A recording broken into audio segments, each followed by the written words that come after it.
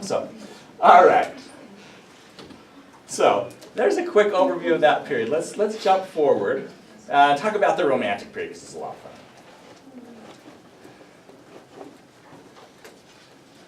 So here we go with the Romantics. Here's our timeline for the Romantics. I think that's it.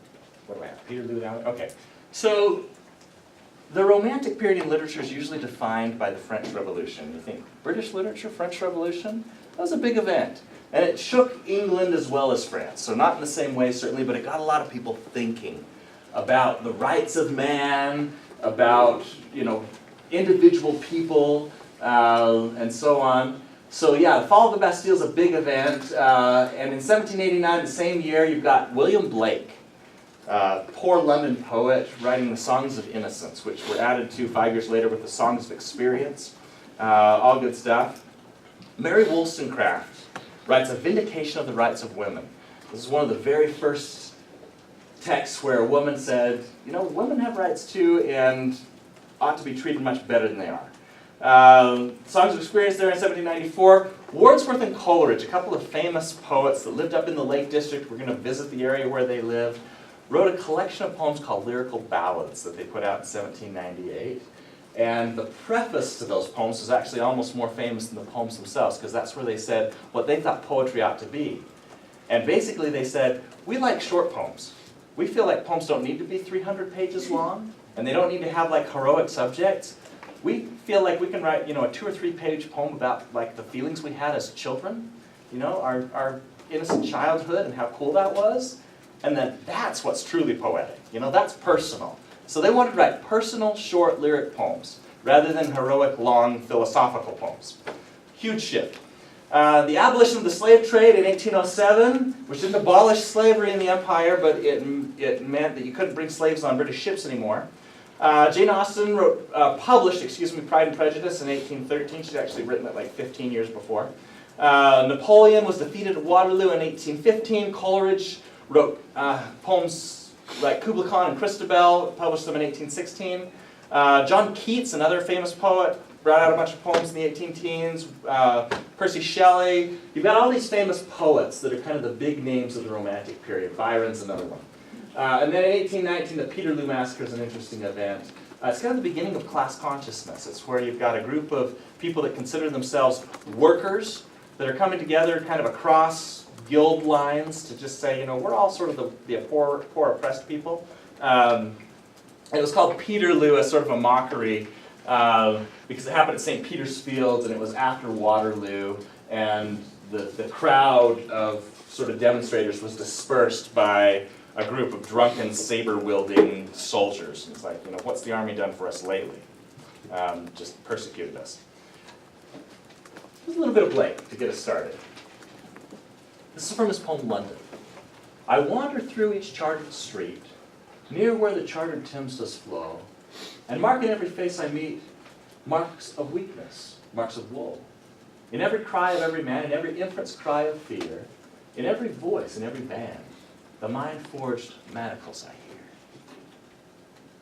Thoughts on this? How does it strike you? Especially compared to maybe like Pope or Dryden.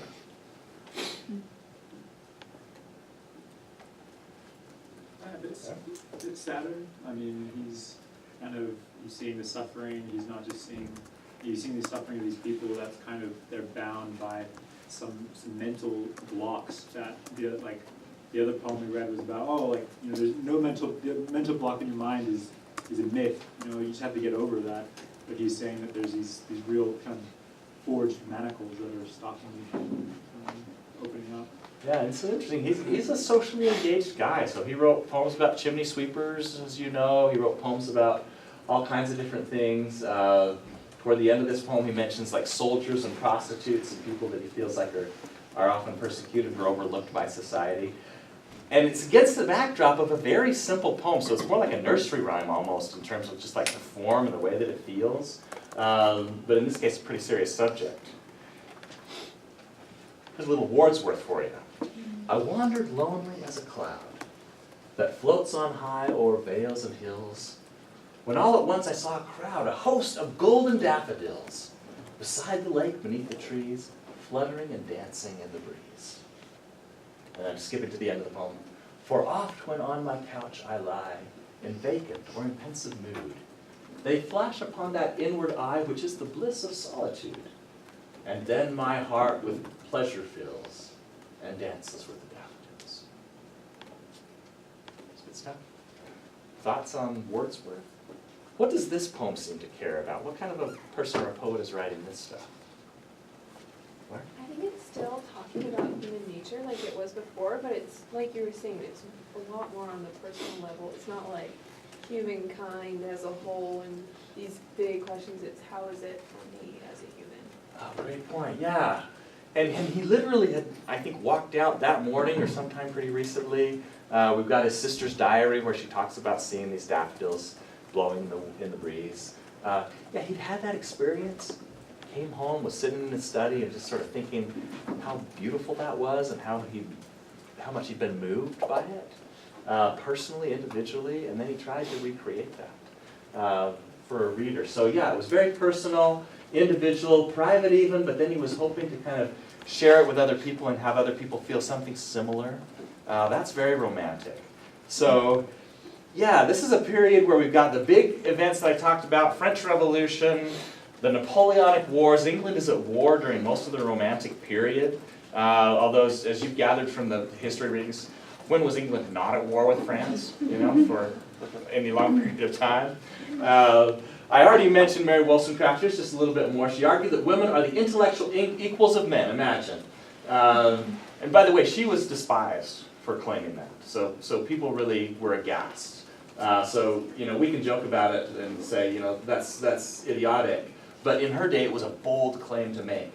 And she qualified that. She said that they were the equals of men, though many women of her day were hindered by their upbringing in which they've been taught to always defer to men. So she said, if we seem like the weaker sex, it's because we've been told since we were tiny kids to always defer and to always treat men like they were superior. She even more boldly asserted that married life would be greatly improved if husbands and wives were intellectually each other's equals. She said, you'll enjoy each other's company more.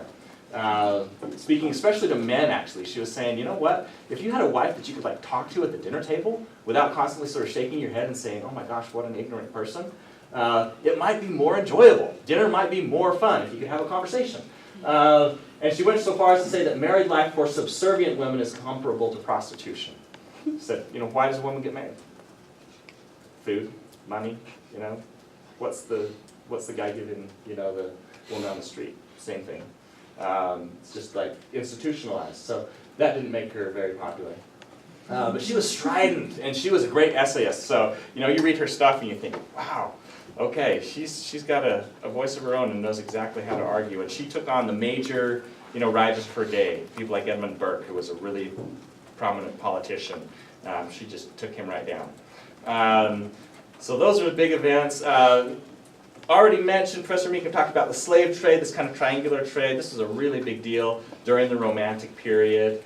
And it's also the beginning of the Industrial Revolution, where England's green and pleasant land, as Blake called it, was turned into this kind of living hell of factories and so on. All right, so here we go, some trends in Romantic literature. So there's a focus not on common humanity, but on unique individuality, especially of poetic geniuses. So people often talked about poets as if they were bards or prophets that had special insights and were like special creatures. You've also got this notion of artistic self-sufficiency, the loner poet, toying with melancholy and even with madness. So instead of being like a wise philosopher, people started to feel like, no, a poet's just like this sort of rebel without a cause that's like wandering around in nature and is sometimes sane but sometimes just totally mad. But brilliantly mad, like totally cool mad. That's the kind of poet they envisioned. So, and I think actually that's the image that we have. If someone's got like a poetic soul, we think, okay, yeah, kind of a loner. She's kind of different and wild, but brilliant. Yeah, that romantic notion of the poet has stayed with us. Spontaneous imagination as a source of creativity, and a focus on the natural world, and usually on the sort of extraordinariness of the natural world. We'll look at this more in a minute. There's a preference for the unusual or the supernatural. So strange adventures, distant pasts, especially like medieval pasts are popular. Faraway places, what we call romantic Orientalism. I'll say more about that in just a second. Then you've got the lyric poem, first person I, that's very much like the poet. It's seen as the most poetic of all genres. People experimenting with all kinds of forms, and you've got the novel really kind of coming into its own. So it started in the 17th century, but it's really coming into its own with like Walter Scott and Jane Austen. People are starting to read novels, and it's a big deal. So a little more on some of this. Nature. Nature is the big thing in the Romantic period. So here's a little bit of Wordsworth for you, a little bit more. Great God, he said, I'd rather be a pagan, suckled in a creed outworn. So might I, standing on his pleasant lea, have glimpses that would make me less forlorn, have sight of Proteus rising from the sea, or hear old Triton blow his wreathed horn. There's Wordsworth. Didn't really want to be a pagan, but he'd rather be that than like just a boring person who couldn't see anything in nature. Yeah, they were into the supernatural. So here's a little bit of Rhyme of the Ancient Mariner. God save the ancient mariner from the fiends that plague thee thus. Why look'st thou so? With my crossbow I shot the albatross. And if you don't think that's spooky, well, pretty soon the rest of the crew of the ship dies. It's like very Pirates of the Caribbean. They're literally like the ghost crew, except for the narrator, who has the albatross hung over his neck, literally the corpse of the albatross. He's carrying it all over the place until he's redeemed, but he is redeemed. Yeah, weird stuff. They loved weird stuff. They like to be scared. And I mentioned they liked romantic Orientalism, which is all kinds of like Asian and African stuff, sort of blended in. You're like, okay, why that? Well, they loved it because it was exotic. So, you know, it's so much cooler if you're like Percy Shelley to write about Ozymandias, King of Kings, you know, this old statue out in the desert. That's so much cooler than writing about Stonehenge even, you know, because that's like down the street. They were really into the sublime and the beautiful. I'm not going to bother you with those quotes, but you can look back at them if you want. They like things that were a little spooky. So, beautiful or sublime? Sublime. Ruins are sublime. You don't want an actual like castle, you want the ruins of a castle. That's what the Romantics wanted. Beautiful or sublime?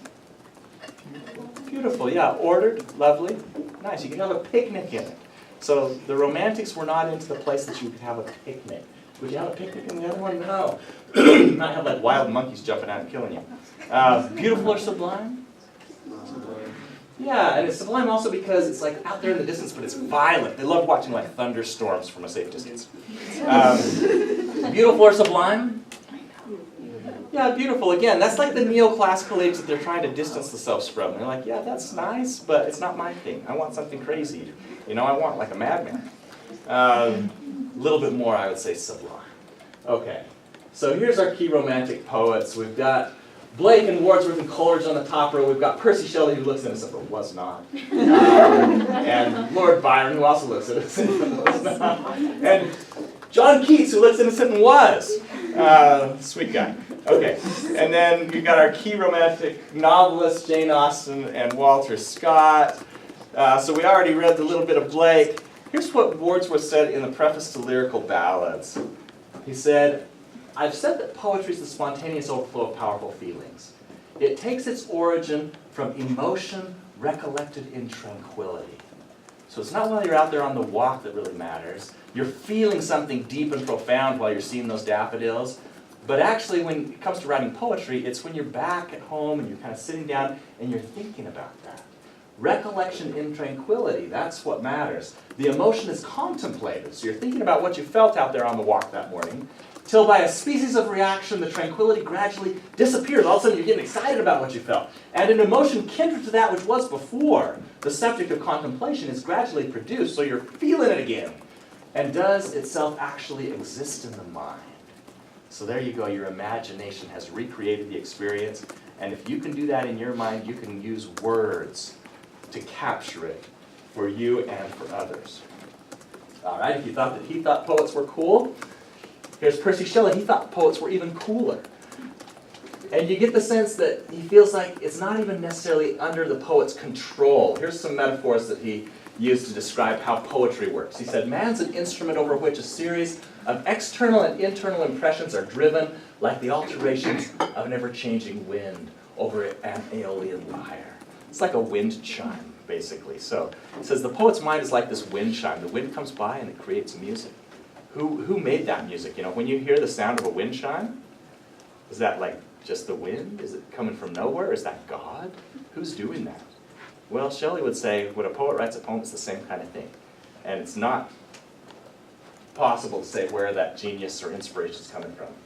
He also said this, a poet is a nightingale who sits in darkness and sings to cheer its own solitude with sweet sounds. His auditors are as men entranced by the melody of an unseen musician who feel that they are moved and softened, yet know not whence or why.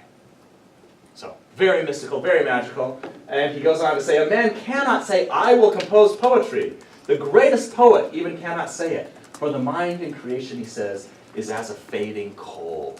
And he goes on to describe this thing where you'll get this incredible idea, like for a poem, and as soon as you try and start writing it, it's like this hot red coal is like turning slowly gray and getting cold.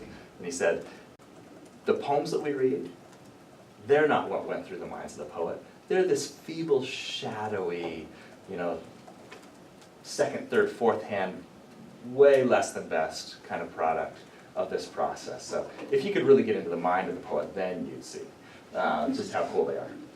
And he ended with that very humble statement. Poets are the unacknowledged legislators of the world. There we go. I already read that one. Here's a little bit more Wordsworth. Talking about nature and the effect of it. Notice it's still philosophical. That time has passed. And he's talking about when he sort of innocently ran through the hills by Tintern Abbey. We'll go there. And all its aching joys are now no more, and all its dizzy raptures, not for this faint eye, nor mourn, nor murmur. Other gifts have followed for such loss, I would believe, abundant recompense. For I have learned to look on nature not as in the hour of thoughtless youth, but hearing oft times the still, sad music of humanity. There you have it. I'm going to skip these last bits. Oh, we've got to read a little of Shelley. From Mont Blanc. The everlasting universe of things flows through the mind. Notice nature and the poet.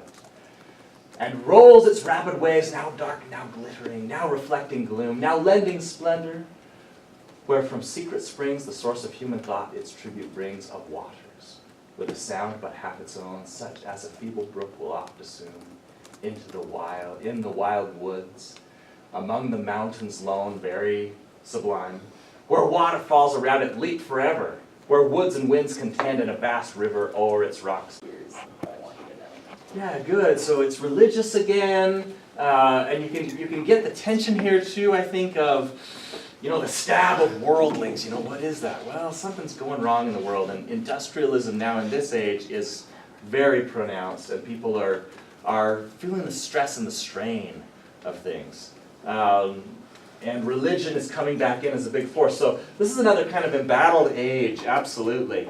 And right in the middle of it, we've got Victoria, who was a very, very important ruler. We're going to learn lots about her, so I'm not going to go into that too much. I've got a video clip that you can watch. I'm not going to watch it now, but it gives a nice introduction to kind of the industrial age and how steam power was changing everything in all kinds of ways. And I'll just quickly point out, we've got the railroads during this period built all over England. All the main lines that are there now were there 180 years ago. Textiles are the biggest industry. It's really an age of labor horrors, so in the mines, in the factories, it was really, really, really bad. Worse than we, I think, can really imagine. There were no protections for workers. It's also this great age of empire, but there was a lot of strife kind of related to that. I'm going to skip through all these things. Yeah, great age of doubt, so you've got Darwin coming in right in the middle of there, saying, maybe we weren't descended from Adam and Eve. Maybe we were descended from something else. So here's some trends. In poetry, you've got the rise of the dramatic monologue. And a dramatic monologue is just like a soliloquy from a play. So a character stands out on stage all alone, or everybody else acts like they can't hear her or him, and says like this speech. So take that speech, turn it into a poem. That's a dramatic monologue. They loved that. And I think that poets liked it because during this time period, prose was much bigger than poetry. So the novels had sort of started out as this kind of strange thing, and people thought novels were way easier to write than poetry in the Romantic period, not as serious. By this time, everybody's reading novels, and poets are trying to figure out how to catch up and stay relevant. So they start writing these dramatic monologues. It's like, you know, this is juicy. People might like this. Industrialism and utilitarianism are big themes, and they're often critiqued in literature. You've got a lot of nostalgic literature, looking back at this pre-industrial past. A lot of that seems pretty similar to the Romantic stuff. All kinds of back and forth between like science and religion, and a lot of religious poetry and other writing. You've got the rise of class consciousness in a big way. So you read about like the Chartist movement and things like that. That was big. The woman question is big. So people like Mary Wollstonecraft that were kind of like these strange sort of prophets in the wilderness in the Romantic period, now all kinds of people are agitating for women's rights in various ways.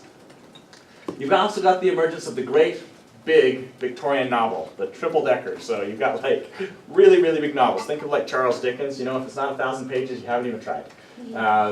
And often they divide them up just so they weren't quite so bulky, kind of like the Norton Anthology. And you've got the emergence of criticism, and essays is an important thing. And then at the end of the period, you've got like Oscar Wilde, art for art's sake, saying, you know what, going to a play doesn't have to make you better, like a better person. It could just be fun. And you should know, he was directly at war with people like Matthew Arnold, who said, no, all that matters is that it makes you better. So people couldn't agree on that. So here's some of the major poets. You've got Tennyson and Browning. Tennyson wrote all about King Arthur. Browning's like the master of the dramatic monologue. We'll read a little bit of one of his monologues in a minute. And then Elizabeth Barrett Browning, the one that we got the poem from at the beginning. Those two were married. Great Victorian love affair there. It was a little hard for Browning because Elizabeth Barrett was like super famous before they ever met, so people just called him Elizabeth Barrett's husband most of the time. Christina Rossetti, really important religious poet, and then there's Matthew Arnold, who's got like some really crazy cool facial hair. Massive lamb chops. That's a very modest beginning, and a lot of his pictures are like this. So, poet and essayist, and here's some key prose writers. You've got Dickens, you've got the Brontes, Charlotte and Emily. Matthew Arnold was also a prose writer, as was Thomas Hardy, Far from the Madding Crowd, and Kipling. So here's a little bit of a dramatic monologue to give you a taste for that. From Browning's My Last Duchess. That's my last Duchess, painted on the wall, looking as if she were alive. I call that piece a wonder now. Frau Pandolf's hands work busily a day, and there she stands. Will it please you sit and look at her?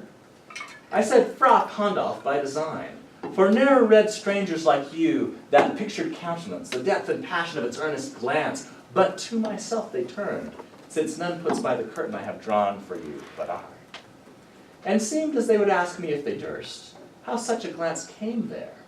So not the first are you to turn and ask thus. Sir, 'twas not her husband's presence only called that spot of joy into the Duchess's cheek. Yeah, so it's all a long poem, it's all one dude, and it's this duke who apparently is like giving somebody a tour of his, mansion. And there's a painting of his previous wife. And it's got a curtain in front of it that's usually closed, but he opens it up and he lets this guy look at the painting, and there's like a little bench there to sit on and look at it, and you get the sense that sometimes he does. The Duke, comes, opens the curtain, sits on the bench, looks at the painting. And then he starts to explain, essentially, why she's dead. And she's dead because, yes, it wasn't him only that pleased her. So other people also pleased her.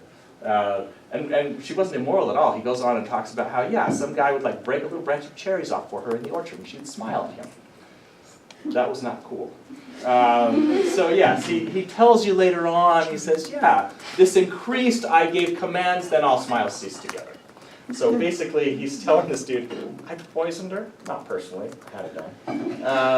And now I keep her portrait behind curtains, which is how I wanted her to be in the first place. She's my possession, and he even ends this dramatic monologue by pointing out Neptune taming a seahorse, a little statue that he has, which is also very similar to the relationship he had with his 15-year-old wife. Because it's based on a historical figure, this 50-year-old duke who married a 15-year-old girl who didn't live very long, and nobody really knows why. So yeah, it's historical, but it's dramatic, and very often in dramatic monologues, you've got the person speaking revealing way more about themselves than they ever intended. And it's kind of juicy, it's supposed to be titillating. The Victorians liked that. Okay. Here's a little bit from Dickens, because prose was big. This is from his novel Hard Times. The fairy palaces burst into illumination. Fairy palaces are what he calls the factories at night with all the lights on. Before pale morning showed the monstrous serpents of smoke trailing themselves over Coketown. A clattering of cogs upon the pavement, a rapid ringing of bells, and all the melancholy mad elephants. If you see the big steam pistons, that's exactly what they look like.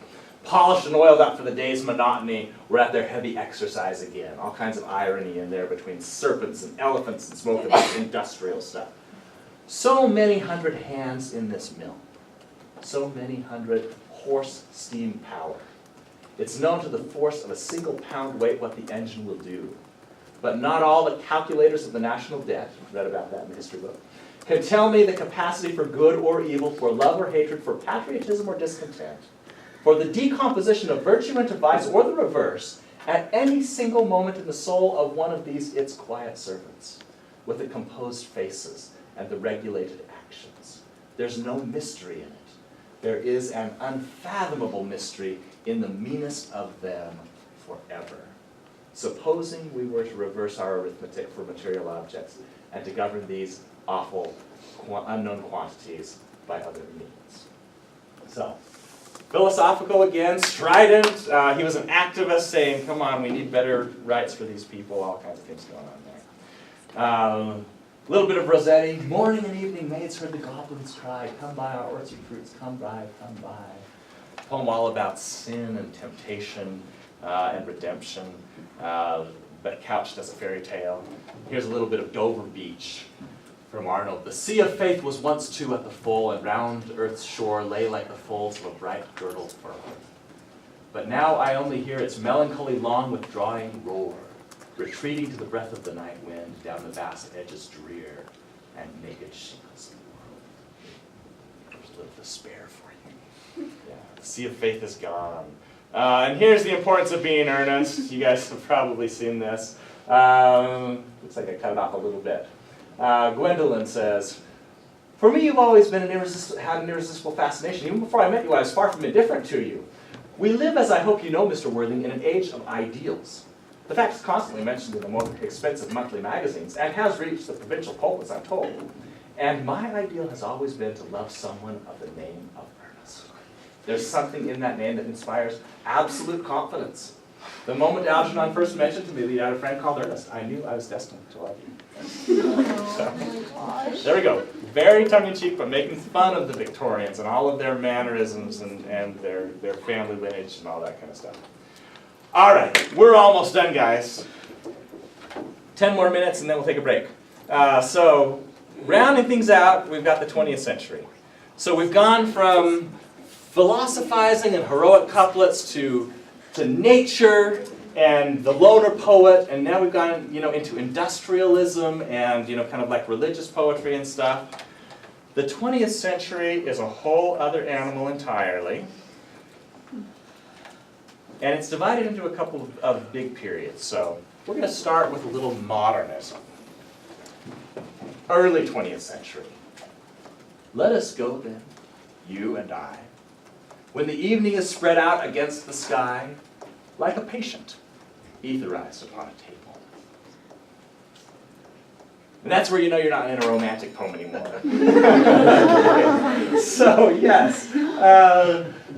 C.S. Eliot's a pretty despairing guy. And this is a dramatic monologue, so in a sense it's kind of a hangover from the Victorian age. But he's writing about this guy that doesn't have the guts to say I love you to a woman that he likes, who's just in despair, who feels like he's the most insignificant creature in the universe, feels totally bereft. So yes, modernism is all about death, delusion, and despair. And in the second half of the century, we've got post-colonialism. So we've got all of these former colonies that are becoming independent, and they're writing their own sort of version of the world. Here you've got Derek Walcott from the Caribbean. who says, I who am poisoned with the blood of both, which in his case was literal, that's the word I'm going for.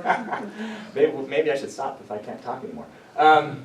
Yeah, he had white and black ancestry. Where shall I turn, divided to the vain? I who have cursed the drunken officer of British rule, how choose between this Africa and the English tongue I love? Betray them both or give back what they give? How can I face such slaughter and be cool? How can I turn from Africa and live? Different kind of poetry. The first half of the century then.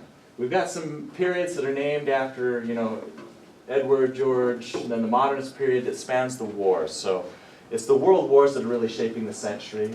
Joseph Conrad, who wrote Heart of Darkness, that I'm sure many of you have read, was writing right at the beginning of the 20th century. You've got the reign of George V that went a long time, much longer than the Georgian period. That was like 4 years before World War I.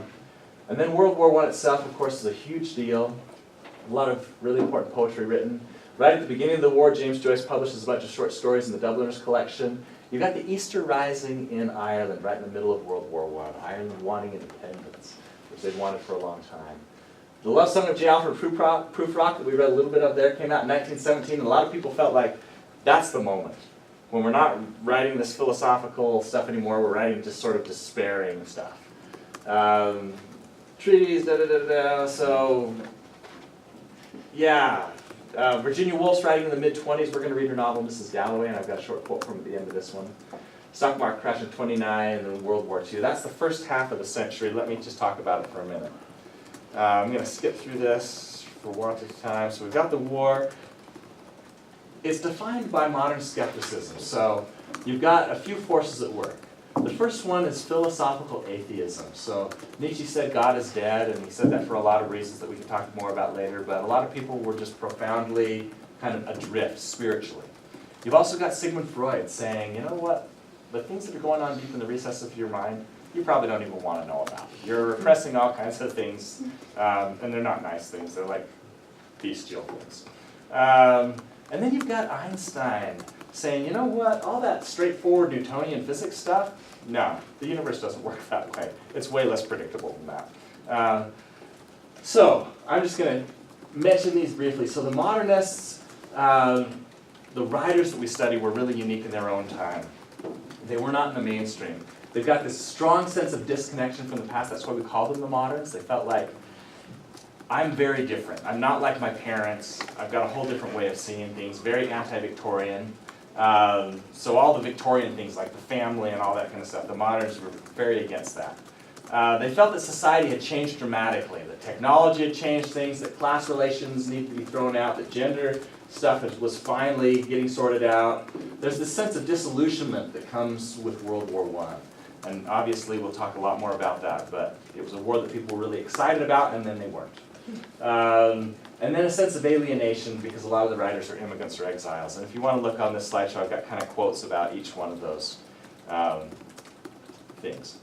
In terms of modern poetry, so modernist poetry is notoriously difficult to understand. This was an age when science really was king, and the writers, I think, were feeling like nobody respected them anymore. So they started writing really, really complicated, hard to understand stuff. And they were doing it very self-consciously as a way to sort of make themselves important again. So if only like 2% of their readers could actually understand the poem, they were thrilled to death about that. And those readers needed to be like really well educated to catch all of their cool allusions and references and things, and all of their sort of obscure language and that kind of stuff. So you've got all kinds of esoteric literary allusions, but it's mixed in also with very banal modern experiences. So all kinds of things that people felt like, I can't write about that. The moderns were like, sure I can. So James Joyce, if his character goes out to the outhouse, you go with him. And you don't leave him behind at the door. You go right in there with him. And as he's reading his newspaper, you're getting what he's reading in his newspaper. And as he's farting, you're hearing the farts. And people are like, not literary. He's like, I don't care.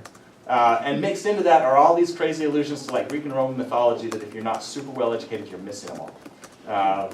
That's modernism in a nutshell. Here's a bit of modern poetry just to whet your appetite. April's the cruelest month, breeding lilacs out of the dead land, mixing memory and desire, stirring dull roots with spring rain. Winter kept us warm, covering earth in forgetful snow, feeding a little life with dried tumors. Love that. Modern fiction.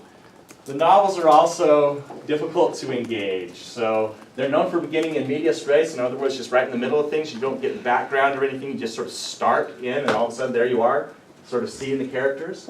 Lots of linguistic experimentation and complex styles such as stream of consciousness. So everything that's going through like the character's mind, you get that. So the senses, the memories, all that kind of stuff is just sort of mixed in with the dialogue and everything else. The limited omniscient point of view is the most popular, so you're kind of following one person at least kind of at a time. So here's an example, the beginning of Mrs. Dalloway. So this is a novel, the one novel that we're going to read. Mrs. Dalloway said she would buy the flowers herself. Who's Mrs. Dalloway? Yeah, we have no idea because we're beginning in the middle of things, you know? And so you got to figure that out. And you have no idea why she's buying flowers or why she's doing it herself or anything. Poor Lucy had her work cut out for her. The doors would be taken off their hinges, Rumpelmeyer's men were coming, and then, thought Clarissa Dalloway, what a morning. Fresh, as if issued to children on a beach. So you get a little bit of information, there's apparently going to be a party, and they're going to make these preparations, and then all of a sudden the main character just sort of stops in the middle of her morning, wherever she might happen to be, she's in London, and she stops and says, what a morning. And we get that. What a lark! And all of a sudden we're just sailing through her mind. These are her thoughts. What a plunge. For so it had always seemed to her when, with a little squeak of the hinges, which she could hear now, she burst open the French doors and plunged at Burton into the open air. And what you don't realize quite yet is, Burton is this place where she grew up, where she was like a teenager, out in the country. But again, no background, anything like that, but that's what came into her mind. When she sort of smelled the fresh air in the morning, she thought of opening the French doors out in this country manor where she grew up. And she's back in time for a minute. And it's very poetical. How fresh, how calm. Stiller than this, of course, the air was in the early morning, like the flap of a wave, the kiss of a wave. Chill and sharp, and yet for a girl of 18 as she then was, solemn, feeling as she did standing there at the open window that something awful was about to happen. And again, it's kind of like that moment when you read, the evening spread out against the sky like a patient teeth rise upon a table. You think, why does that have to be? You know, why does like this zombie that's under anesthesia, you know, represent the sunset? And you're also wondering, you know, why is this girl of 18 who's opening French doors in a country manor and getting a fresh morning breeze coming in feel like something awful is about to happen? Why is she haunted by that? Well, because she lives during the modern period it happens. Yeah, so here we go. This is a quote from James Joyce. Yes. Welcome, O life, I'll just read the end. I go to encounter for the millionth time the reality of experience and to forge in the smithy of my soul the uncreated conscience of my race. Good stuff. All right, I'm going to skip all this stuff because it's all history, getting us through. The important thing that I would point out is after the empire broke up, you got a lot of angsty writing, first of all, in England. Because the empire was a big deal, and people in England for a long time had been able to feel like they were very cool people in the world. And all of a sudden they were very insignificant people, relatively speaking. And you get a lot of writers that are writing about that and just kind of exploring that, saying, you know what, we used to be great and we're not that great anymore. A lot of feminist work coming out, really important work, and theater of the absurd. We're going to kind of get into this. Okay, this is more history.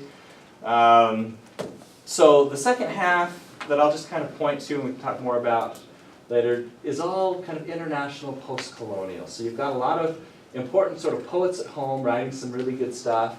A lot of it was kind of nostalgic again. So you got a lot of nostalgia in the poetry, and then just a lot of international stuff. So many of you probably read things like, you know, Things Fall Apart. And you're like, well, is that British? Well, sort of is. So these are some important poets. People like Dylan Thomas that wrote Fern Hill. You've got Thomas Larkin, who was like a librarian. Seamus Heaney, Derek Walcott, just important writers.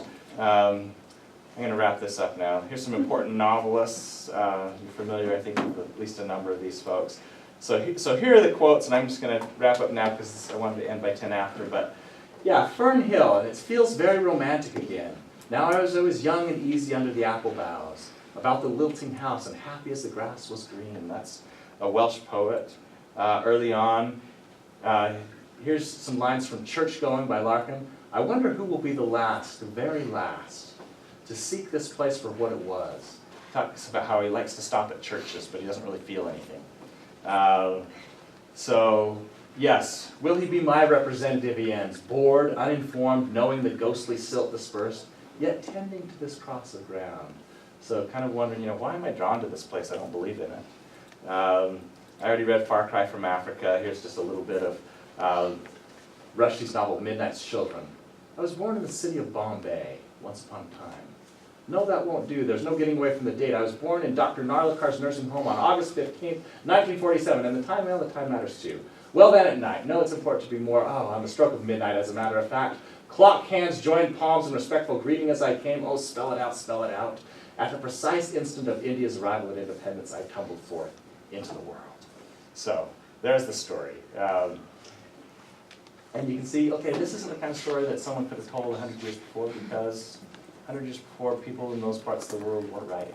But now they are. So that's kind of the last big chapter in British literary history, is all these writers from other parts of the world that are coming in and writing very different sorts of books than British people have written before.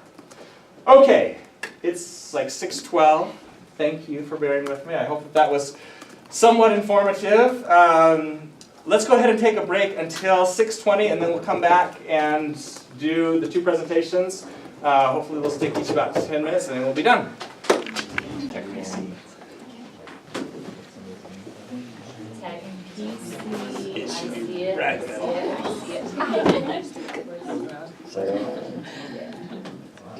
I'll leave the clicker. Okay. Okay, so we're presenting about LDS church history in the United Kingdom. I'm Jane. I'm Maya. I'm Haley. So here we are. Here we are. So first off, we're going to start with potteries in Herefordshire or Herefordshire.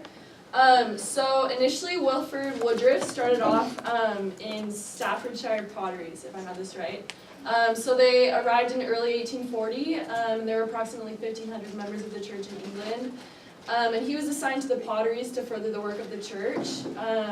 And following this, following his visit to the Staffordshire potteries, Woodruff moved to Herefordshire, which is, if you guys have heard of the Benbow family, that's where a lot of baptisms happen. And so William and John Benbow provided shelter on their farm, and they provided support for Woodruff, which eventually resulted in huge success of baptisms. And as he was proselyting in Staffordshire, this actually illustrated proselyting techniques of early missionaries. They would travel without a purse or anything, and they would just meet new members, and they would stay at their houses, and the members would provide food and shelter, and they would use that kind of as like their base, and then they would go proselyte in the areas around. Okay, I'm going to talk about some major missionary figures, and so here we go. This is Heber C. Kimball. So the first missionaries to go to the United Kingdom were Heber C. Kimball with his companions Orson Hyde and Willard Richards, and Joseph Fielding also went. And then a couple that had been baptized by Parley P. Pratt in Canada, they met them there. So they went in 1837, and the Lord told them to go to England and proclaim the gospel and open the door of salvation to that nation. And when Heber C. Kimball went, he was 36 years old. He had only been a member for 5 years, and then was a member of the Quorum of the 12 for 2. And he had a wife and small children, which seems sort of sad to leave them. But anyway, they went, and Heber C. Kimball was so pumped to be a missionary, and he really wanted to be the first one to bring the restored gospel to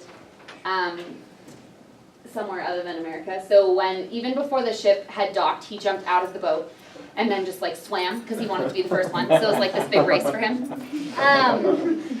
And they went immediately to Preston. So that's where they felt like the Lord wanted them to be. And Preston was a place of a lot of religious excitement. And so that's where they went. And when they got there, I'm just going to read this small thing. So the missionaries arrived, very cool, blah, blah, blah. there was like a holiday, and factory hands thronged the streets, bands played, and with banners flying, partisans marched. While the missionaries unloaded trunks from the coach, Elder Kimball looked up to see before him a large flag with the motto in gilt letters, "Truth will prevail." Taking it as a sign from heaven of good things to come, with one voice the elders responded, "Amen and amen."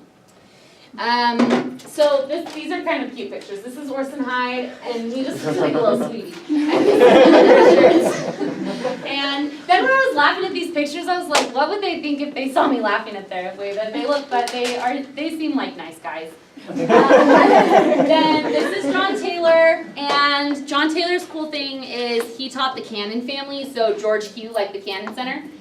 I mean, more important than just that, but like, so John Taylor was married to Leonora Cannon Taylor, and Leonora had family. She joined the church when she was in Canada. I think this is right. So if anyone knows, actually, they can correct me, but this is what I learned. John Taylor and Leonora Cannon were in school in Canada together, maybe? And now I'm going to stop telling the story because I'm sort of getting nervous that I'm not telling the truth. But basically, Leonora Cannon's family was still in England. So John Taylor went to England and he found the family and he baptized them. George Q, so the Cannon family had two sons, George Q and Angus. Maybe they had more sons, but George Q, like the Cannon Center. Angus Cannon, who married Martha Hughes Cannon. Do you know who Martha Hughes Cannon is? Because she's awesome. She's the first woman elected to a state senate in the United States. So that's a big deal, and she ran against Angus Cannon. He's like, you can't run for Senate because I'm going to run for Senate. And she's like, well, I'm going to run for Senate also, and I'm going to beat you. And she did. She beat her husband. That was cool. That's not about missionary work. Then this is Wilford Woodruff, and Haley already talked a little bit about that. But so he went and he taught this group called the United Brethren. They were a group of 600 people that like loved the Bible. They were super into it, and they were praying and waiting for the proper authority. Like they knew that there was something more and they needed, the proper authority, Church of Christ, blah, blah, blah. So Wilford Woodruff, he met the Bembo family, John Bembo. And the Bembos were like, come preach on our farm. So he did, and it was really successful, and he baptized 599 members of the 600. There was only one little stinker that didn't get baptized, but that success. It was very cool. And then this is Dan Jones. This picture is in Preach My Gospel, so very important. He was preaching the gospel. His story is really cool. So Dan Jones is Welsh, and this is my last story. Sorry, talking so much. I'm so embarrassed. Dan Jones was Welsh, and he, when the prophet Joseph, when they were at Carthage jail, the prophet heard shots outside. He went to the ground, and then he was really near Dan Jones. And the prophet Joseph asked Dan, "Are you scared of dying?" And Dan was like, I mean, I'm engaged in this really cool work, and if this is how I die, then like it's worth it because I'm doing the Lord's work. And then right there, Joseph Smith had a prophecy, and he was like, hey, you're going to go back to Wales, and you're going to bring so many people the gospel, and it's going to be awesome. And then he did, and he went back to Wales. I'm just going to read a couple cool stats. So, yeah, okay, so I'm not scared. Then he's like, you're going to see Wales, you're going to go, you're going to fulfill the mission appointed you before you die, you're going to go, and it's been great. So under Dan Jones' direction, missionaries in Wales established 29 branches and baptized nearly 1,000 people each year of his first mission. He was called on a second mission to Wales in 1852, and despite growing persecution of the church, some 2,000 people were baptized in 4 years. Upon his return to Utah, Dan helped bring many Welsh converts to Utah. I'm Welsh. Edward's his Welsh name, so cool. When he died at age 51, he had helped bring an estimated 5,000 people to the western United States. So basically, missionary work is really cool, and the missionaries that were preaching the gospel in the UK just had this crazy amount of faith, and I was gonna just, it was just really cool to read all these stories. There's so many stories, you should all just Google it and read all of the crazy stories and the miracles that happened. And you'll get a little misty-eyed because you'll be thankful that you're a member of the church if you are. And that's all I have to say. Okay, so following a lot of this, of the 60,000 to 70,000 saints who emigrated to the Salt Lake Valley, 98% of them were from Europe and 75% were from Britain, so we had a huge number of people from Britain emigrating over to the United States. In 1840, there was the first official emigration company, and they left on the ship Britannia. And they were sent off by Heber C. Kimball and Brigham Young. They were blessed to go back over to the United States, and they were led by John Moon. They left for New York and they arrived on July 20th. And in all, Brigham Young organized 800 emigrants into 7 companies for the journey overseas, which would later make the trek to Salt Lake. Okay, so now we're going to talk about the state of the church in the UK today. They only have 186,852 members, and that's only like 0.28% of the population, so it's like really tiny. And they have 2 temples. The first one was London. We have that on the other, like the very first thing, slide, yeah, up there. And then this is the Preston Temple. And they have 6 missions, 45 stakes, 282 wards, and 45 branches. So very small. The end. All right, thanks, guys. All right, let's hear about sports and entertainment. That was perfect, 10 minutes long. Yeah, the London Temple, by the way, is a little hard to visit. So if you want to visit the London Temple, you'll have to make a kind of concerted effort and make a day trip, because it's not like in downtown London at all. It takes about an hour and a half to get there. It's south. So, kind of interesting.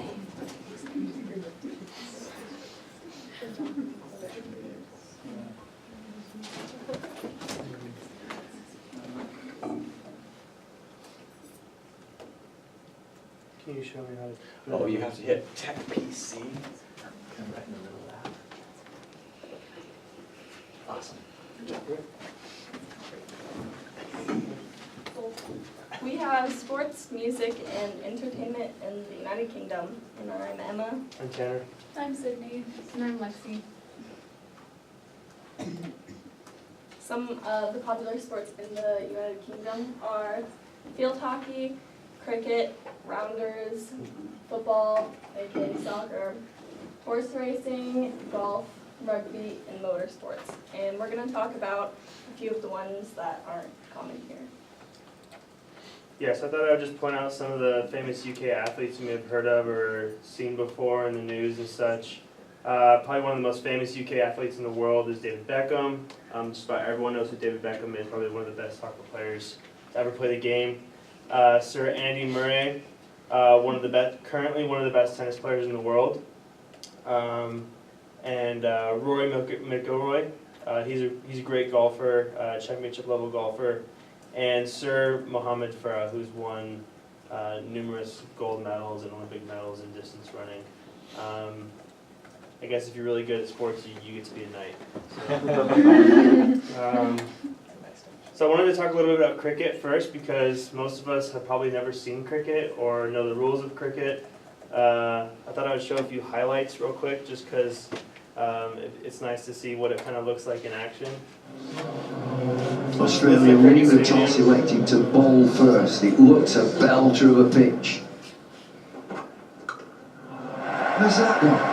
Really 6 on square leg football. It's basically just like baseball, What a shot. organized a little differently. What a shot that is. Close! Yes! At one point, yep. And it's missing the stumps. That is an incredible shot. Anyway, that's kind of the gist of cricket. We're going to do this, by the way, guys. We're going to a legit cricket match. Yeah. So just a few of the rules, and the way cricket is organized. Here's like kind of what the field looks like. And there's just 2 teams of 11 players. A lot of similarities to baseball in that you have like multiple innings, and there's a certain number of outs to like swap which team is batting, which team is defending in the field. Whenever you hit the ball, you try to get a run to score, and the defenders, if they catch the ball or tag the player who tagged the batter with the ball, then that batter is out. And I think it's like 10 or 11 outs to switch, unlike in baseball where it's just 3. And something else that's interesting, they call it bowling instead of pitching. So I thought that was kind of weird because, you know, they're not underhanding it, but. And just like baseball, it requires, you know, really great hand-eye coordination because you saw that those guys, you know, when they're bowling it, they're not just standing still and then throwing. They're like coming out a full sprint and chucking it as hard as they can. And you can see what the bat kind of looks like. It's just like a flat, almost like a paddle. So yeah, that's cricket. There's the England national cricket team. It was established in 1877. Really, really old sport. They're in 3 different leagues, different rankings right now. So they're a really good team. And the countries that they play most often is Australia, South Africa, India, New Zealand, the West Indies, and Pakistan. So they play those teams often, just about every year. So, and the next sport I was going to talk about real quick was field hockey. I was going to show some highlights from England versus USA. Goes This is the left-hand the English castle, so it comes in women's from the tees. There's the deflection, and it would have been very close to goal had it been a clean deflection. It's just gone in there, good save, it's still bouncing around, and England survive. I'm not sure how. Up against Young once again. Young is going to have a busy night, as is Dancer by the looks of things. The tees, advantage being played to England on the reverse thing, cross it comes. And Martin, here is Unsworth, going to the penalty corner and getting it. So yeah, it's literally like hockey, but you're on a field. So, and the field's way, way bigger, and there's no ice. So 11 players per team. It's been an Olympic sport since 1908. Also a really old sport. You start the match just like soccer, each team on their sides, and so you have to start by passing the ball to your own player. So that's kind of how that goes. 35-minute halves. Something that's different from actual hockey is you can only hit it with the face side of the stick. You can't hit it with either side. No feet, no hands, so it's really difficult. And there's penalty cards, just like in soccer. That's one thing that I learned. And just a fun fact, the last time that Great Britain won the Olympic gold was in 1988 in Seoul, South Korea. So they love field hockey, but they haven't won in a little while. So. And this is rounders, which I have never heard of until today. And well, it's basically baseball, except they have a smaller bat, as you can see in that picture, and they hold it different. And instead of bases, they have poles that you have to touch. And they have 2 innings and 9 outs instead of 7 or 9 innings and 3 outs. They have 2 umpires, and a home run is a rounder. I'll show you. Yeah, so 4th base is home instead of going back to the plate. So technically it's not that round, but yeah. And here's a brief.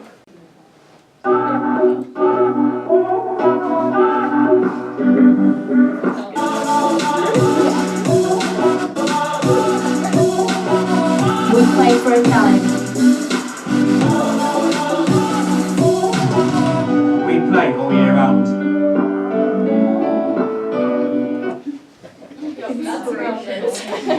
So motivated. So I'll be talking about music in the United Kingdom.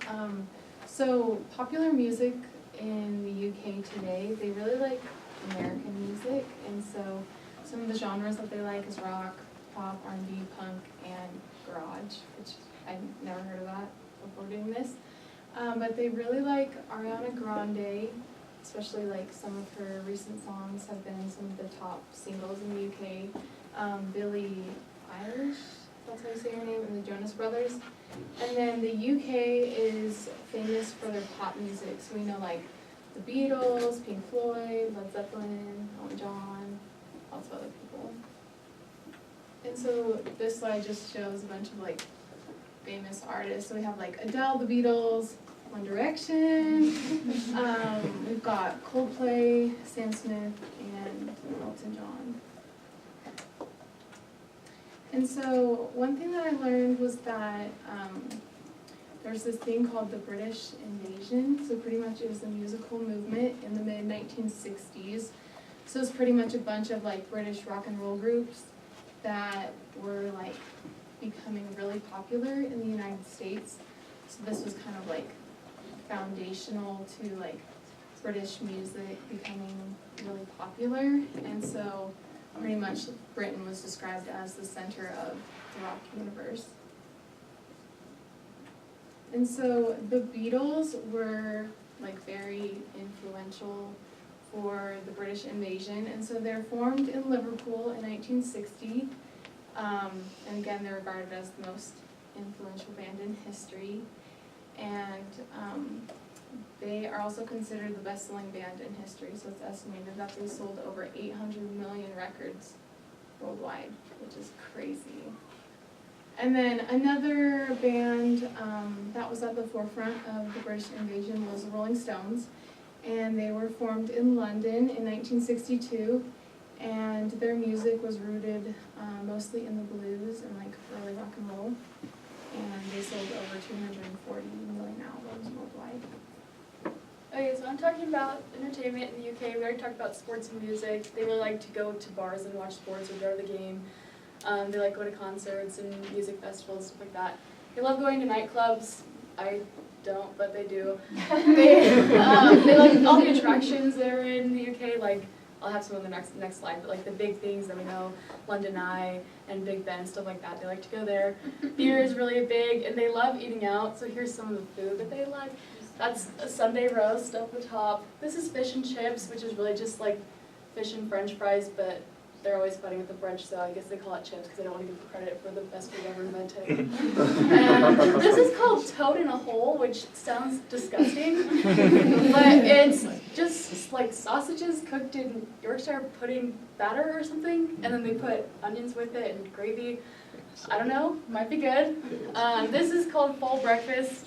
It's literally a full breakfast with eggs and toast and tomatoes and mushrooms and beans and bacon and sausage. And this is called the Lancashire pot. So it's just like lamb with vegetables and potatoes on top. It's really good, I'm sure. So there's Big Ben. These are the attractions that they go to, which we're going to a lot of them. So that's Big Ben at the top. I learned that I always thought that Big Ben was like the whole tower. But apparently it's not. I might be the last person in this room to figure that out, but it's not. The Big Ben is actually just the biggest bell in the clock. So on the Elizabeth Tower, so that's Big Ben, the bell, not the tower. There's Buckingham Palace right there. This is the London Eye. I also learned that it's called the Coca-Cola London Eye. I didn't know that either. It's the most popular tourist attraction, and they get 3.75 million visitors annually, and we'll be some of those people. There's Stonehenge at the top, and here's the Canterbury Cathedral, and here's the Roman Baths.